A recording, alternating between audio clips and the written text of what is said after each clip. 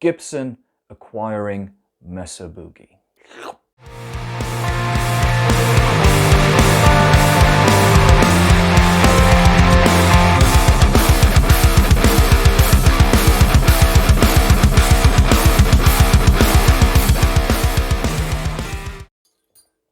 So, the reaction online to the partnership, I think is what they're calling it now, between Mesa Boogie amps and Gibson has been fairly negative in some circles, which is in a way understandable.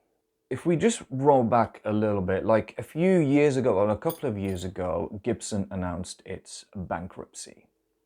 Now, that came at no surprise to a lot of people. There's been rumors going around for about like 6 months before it actually happened.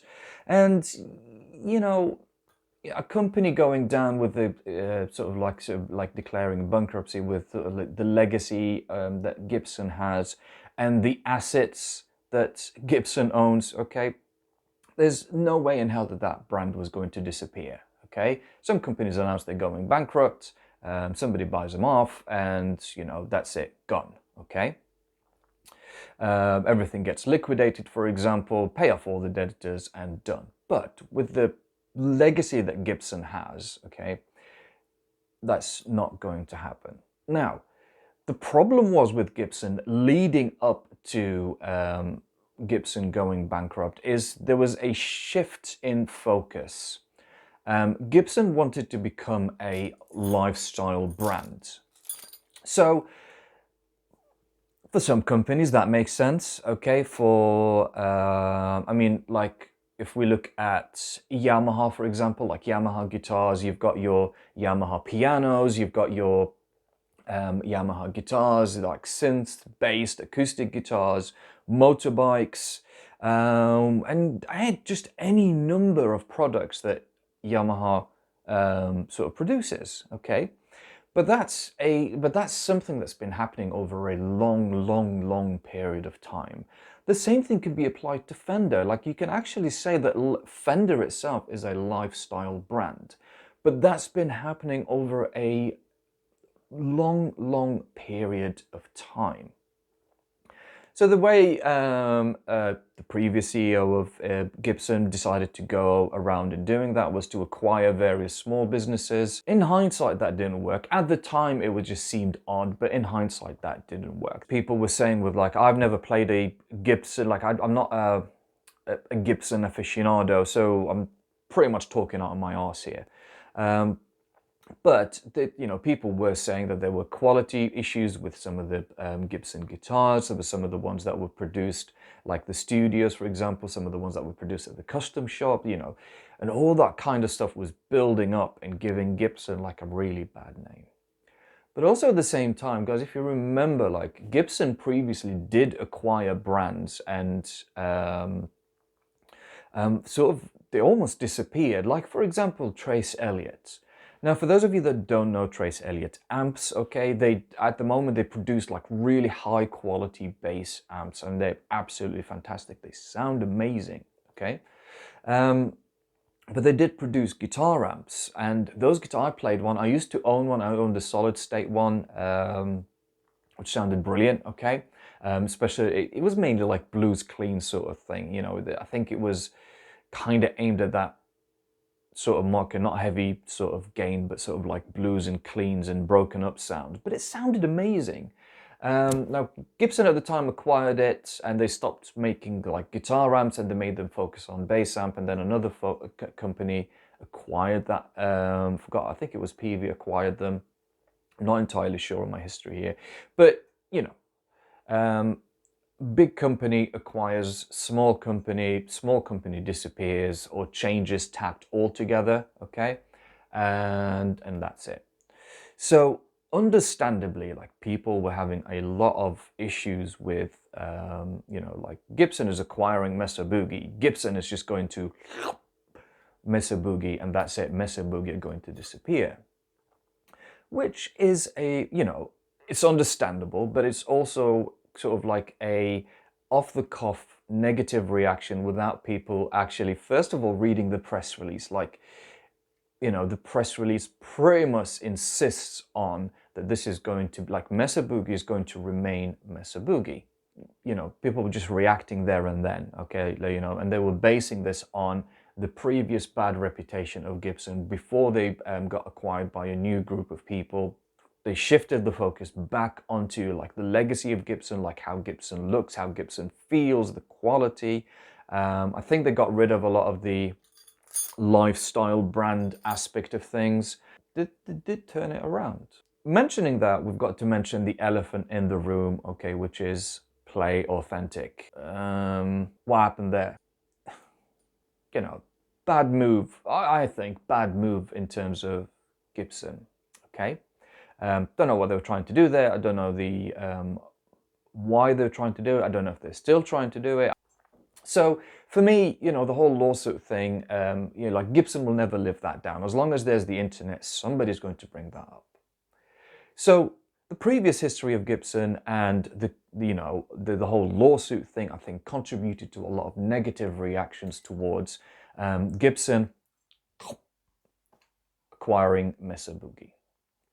Now, I haven't played a Mesa Boogie amp, but recently, because of the Line 6 Helix, I've been absolutely falling in love with that, you know, Mesa Boogie tone. And whenever, you know, I'm just addicted in my spare time when I've got nothing to do, just watch video after video on how to set up a Mark IV, how to set up a Mark V, and how to do this and that, you know.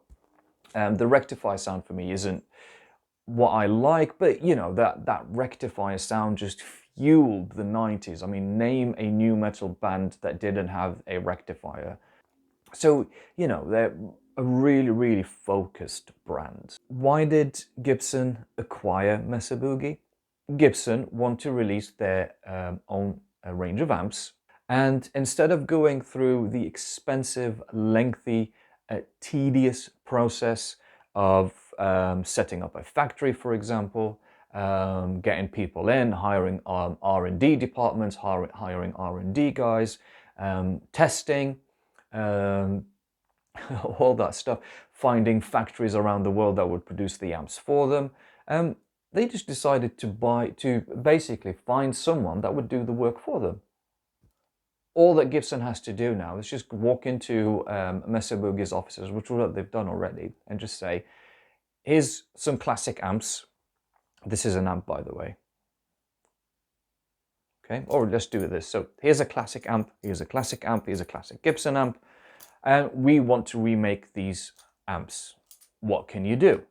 And, you know, the guys at Mesa Boogie will go, right, okay, we'll just put the Mark VI to one side and we'll do this, okay? And I'm hoping the Mark VI will come out soon.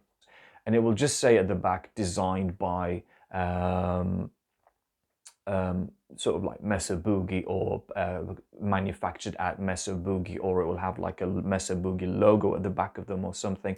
Who knows? Okay, so Sweetwater interview the guys at Gibson and the awesome dude at Mesa Boogie. Okay, and it is pretty much all about two things when you watch that video, and you realize two things. First of all, Gibson aren't interested in swallowing up Mesa Boogie. They want to keep Mesa Boogie as its own entity.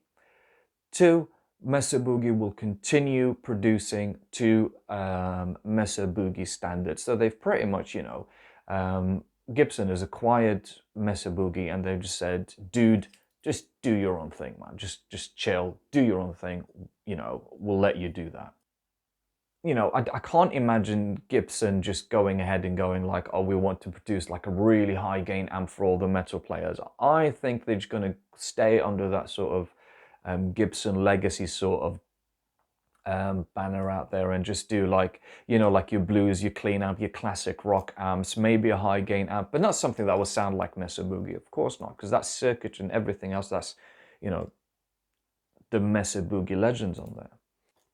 Mesa Boogie, for me, Gibson acquiring Mesa Boogie, that's a great thing. You know, the way that the people behind Gibson, JC and Cesar, or Caesar, sort of went around and updated the whole thing and pushed the brand back from, you know, bankruptcy sort of thing. It's not an easy thing to do when you think about it. They've also, like, I've been fighting really, really hard to change the customer perception behind the brand, which sadly, you know, based on all the comments that people have been putting out there, still needs a lot of work. Gibson in the last 2 years, and this is how you should be judging this acquisition, is that Gibson in the last 2.5 years, 2 years, have done a hell of a job turning everything around. I think personally, and if Gibson sort of watch this video and listen, I think they still got a long way ahead of them before they can do that, okay? But they're getting there, you know. What I would take away from the reactions to the announcements, or the reaction to the announcement of them acquiring Mesa Boogie, or swallowing up Mesa Boogie. They're not really swallowing it up. Okay, anyways, I just like, it's quite a comforting sound. Anyways, so the takeaway from this, and the takeaway from people's reactions, that Gibson still need to work on gaining back that legacy. They've still got a long, long way ahead of them before they'll be able to do that. It's a new era, you know, we're in the, what is it? Is it the 21st century? COVID is pretty much, is this 2020? Anyways, you know, it's a new century, it's a new decade sort of thing. So you need fresh blood, you need new money, you need everything to go into to keep the brand as it is. For me, to conclude, guys, Gibson acquiring Mesa Boogie is a great, great thing. Okay, maybe the prices of Mesa Boogie will come down a little bit. Who knows? Okay, maybe because of the money that's been put into Mesa Boogie will actually be able to have a factory where they can produce, I won't say like entry-level guitar amps, but sort of like at the price range that, you know, not, you know, you're not looking at £2,000-3,000 sort of, or dollars or Earth Realm coins, sort of amps, maybe something that anybody could acquire and purchase sort of thing. Who knows, you know, for now, you know, for me, it's a positive thing, and the future looks bright, okay? This looks amazing for Mesa Boogie and Gibson. You know, I don't think it's a bad thing, I think it's a good thing. I mean, look at what happened with Line 6 when they got acquired by Yamaha. They did great. I mean, let's face it, they did great. Yamaha acquiring Line 6 was a brilliant move. The same thing happened actually, just before we go on, when Behringer acquired TC Electronic. Everybody was just going, TC Electronic are still TC Electronic. They're still hammering out great, great, great, great pedals. Anyways, this is me done talking out of my backside. You know, if you've got any opinions about this, please let me know in the comments below.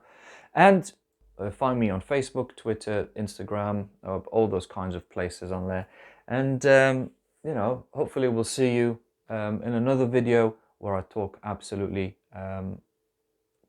crack bullshit. I think, what am I doing? Trying to end this video, but I can't. I really can't. I just want to talk. Yeah, so see you in the next video, guys.